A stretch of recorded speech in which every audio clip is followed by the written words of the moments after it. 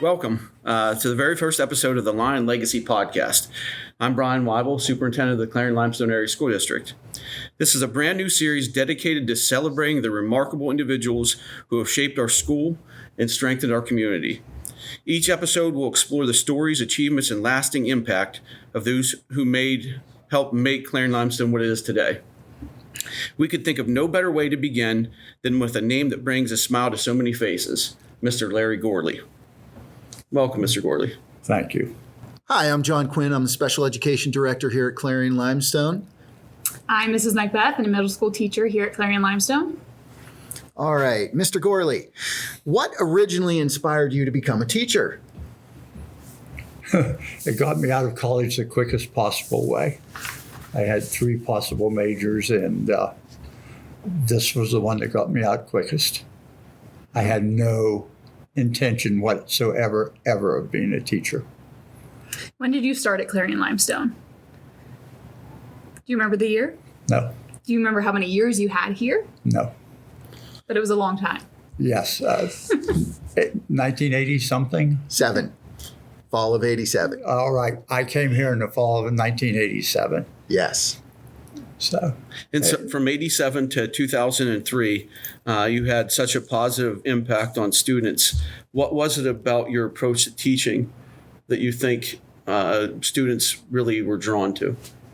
Well, if you ever listen to a song called The Ride, there's a line in it that says, "Can you make people feel what you feel inside?" And I spent most of my life trying to do that. So, Well, I think that was certainly accomplished. well, I hope. I will say when we posted everything on Facebook, and it was amazing to hear how many responses we heard from former students and teachers and those who worked with you, not only here at Clarion Limestone, but in all your other endeavors too. So I just had a question. You shape so many lives here at Clarion Limestone and everywhere you seem to go. What was your favorite thing about CL? It's a community. I really liked how we all worked together. It wasn't like individual fiefdoms or we had a secret underground for kids that were having troubles, and we had teachers who had been through that themselves, and we'd send kids to that teacher to help them. Mr. Quinn, you had Mr. Gourley as a teacher. Yes. How do you remember that? I remember Mr. Gourley caring. I remember he made me feel like he cared specifically about me and about my well-being and about my success, both most importantly as a human and then academically, of course, as well. He shared lots of stories that were interesting, that got me to think about different possibilities that were out there for me. And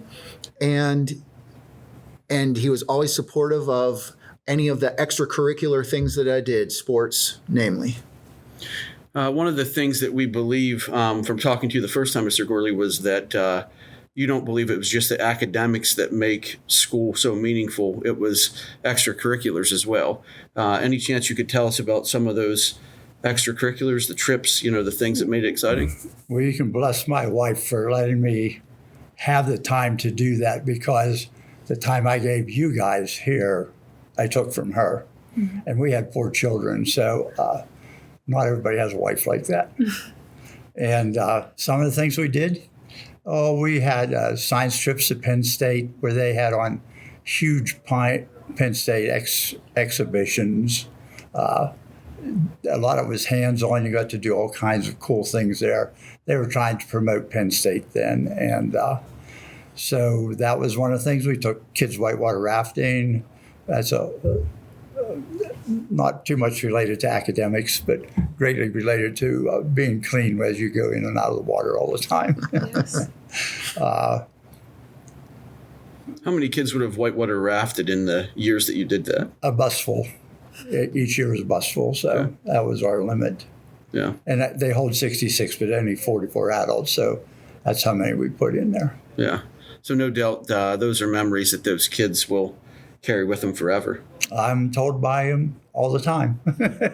I also have one memory that seemed to everyone when we walked you around the halls, the teachers that had you as like they were a student in your class, they mentioned graham crackers and icing.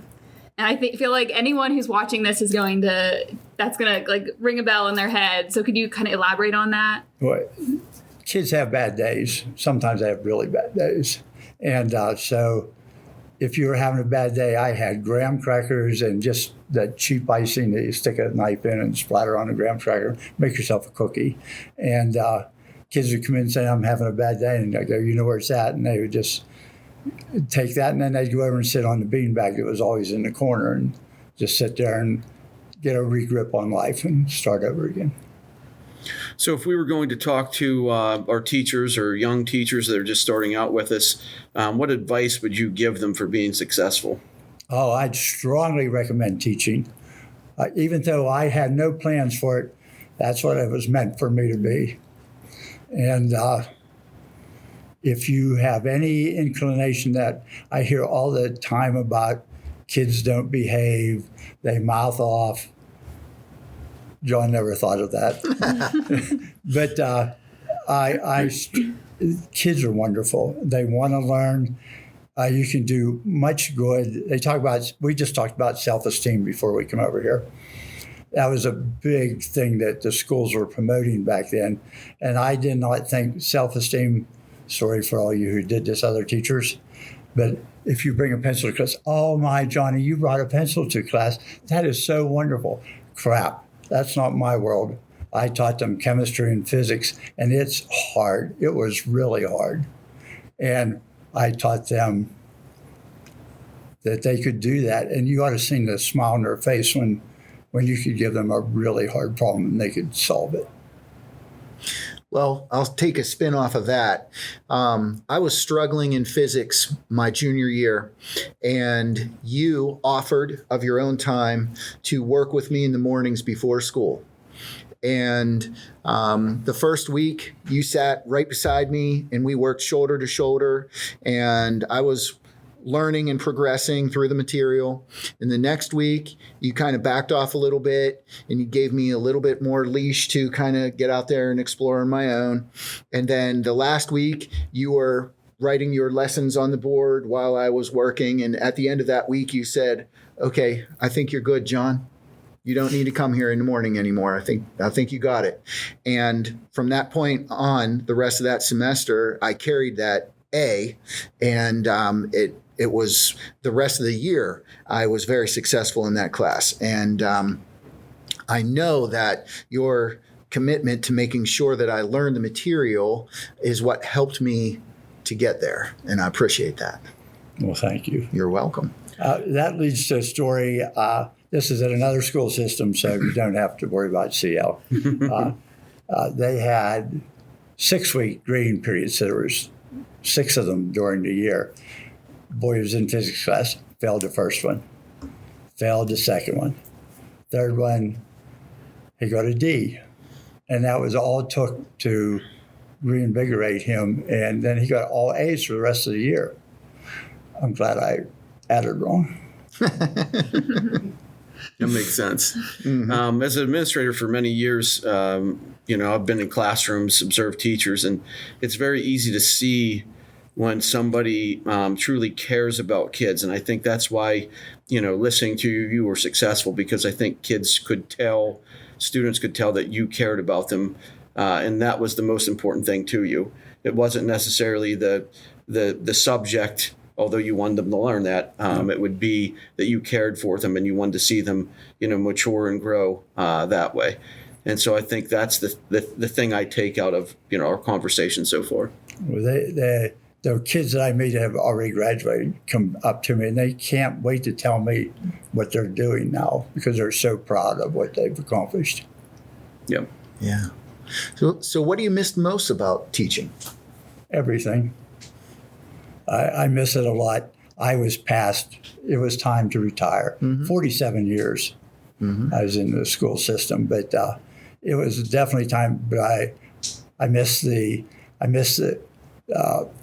I loved my juniors and seniors because they were big enough you could talk to about anything. And I loved their intelligent question and answers, not on my part, but on their part. And it was just wonderful to communicate at a straight out level. You didn't have to talk down. Okay. What do you miss the least? Is there anything? Grades or paperwork.